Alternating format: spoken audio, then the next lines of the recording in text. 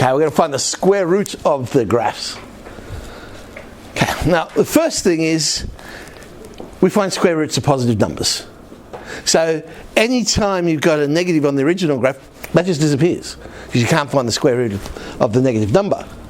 So here's random graph, and I'm afraid we have to say goodbye to that bit and that bit. Bye. It's like it doesn't exist for our graph now. Okay. We know because we're saying positive square root, the answer is always going to be positive. Similar to what we just saw with the powers, but it'll be the reverse. So the square root of 1 is going to stay at 1. But where the original graph was greater than 1, the new curve will go below now. Because you find the square root of a number bigger than 1, it becomes smaller. And this time, when we're below 1, the new graph will go above the old graph. Because the square root of a number smaller than 1 gets bigger. So it's the reverse of what we just saw with the powers. So 1 again becomes a key point. So there we go, square root of 1 is there.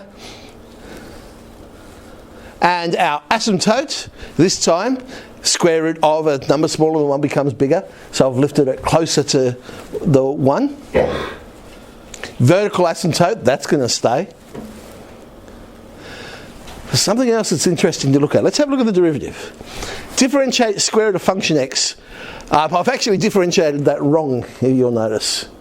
Mind you, the error doesn't affect what I'm about to say, because the derivative should have been f dash x on 2 root function x. The 2 doesn't matter.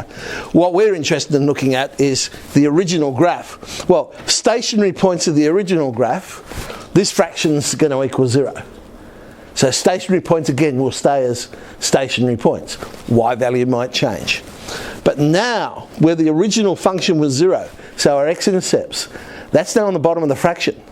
So the derivative becomes undefined. So what does that mean? So stationary points stay as stationary points. But we're now going to get critical points. Quite possibly a vertical tangent. But we've got to be careful. Here's a little picture to show you why we've got to be careful. Now, if we know what the original root was, so not necessarily the whole function, but if you're dealing with a polynomial, for instance, and you know it's a double root of that x-intercept, well, the square root, where's x squared? It's in the middle there. We know the square root of x squared is x. So we would end up with a straight line, like an absolute value there. Okay? But if the original graph, say that root was x to the power of 4, well, when you find the square root of that, you get x squared. So you don't actually, well, you do get a critical point, but you get a critical point that is a stationary point. So it is actually a stationary point there. Okay? Because the square root of x to the power of 4 would be x squared. So you don't end up with the vertical tangent. So the mistake people sometimes make with these graphs is that you're always going to get a vertical tangent. Yeah, it happens a lot of the time, but not always. If you had x cubed, well then the bit below would disappear and you'd get x to the 3 on 2, which comes in sharp like that. So again, you don't get a vertical tangent, but you get a cusp, what we call a cusp. And that's when two curves come together at a point. We call that a cusp. If it was an odd number cubed root, an odd power cubed root, so we got 5 on 3 was the original one, then you'll see what we end up with here. The bottom bit disappears, and there we got, yes, we do have a vertical tangent for something like that. If it was an even one, you do get a vertical tangent, but you'll get a cusp, because both sides are positive in this one. And that's great if they've given us the equation of the original graph. If they haven't, like our random function, we just have to make some good guesses about what we think it is. But as long as we explain ourselves, it's going to be okay.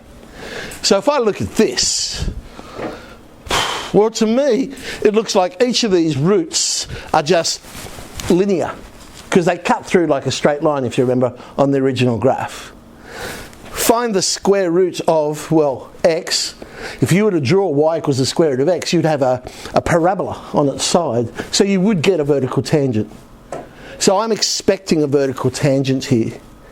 So this curve's going to sort of round like a circle and get a vertical tangent.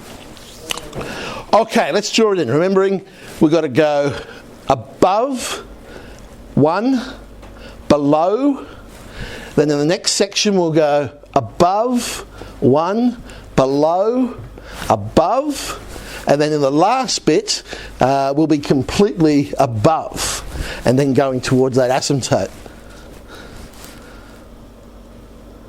Oh yes, just marking it, of course, our turning point.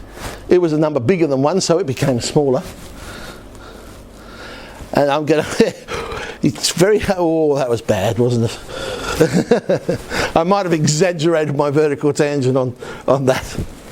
But there we go. We've got y equals the square root of function x. Now, the other type of graph they really like asking is not y equals the square root of function x, but y squared equals function x. And the difference there is now you draw y equals plus or minus the square root of function x. So basically it's whatever you just drew for y equals function x, but you reflect it. This was a real dodgy vertical tangent, that's all. And so when you reflect it, it actually really shows up how dodgy it is. Okay, do those questions. So actually will be our square root ones.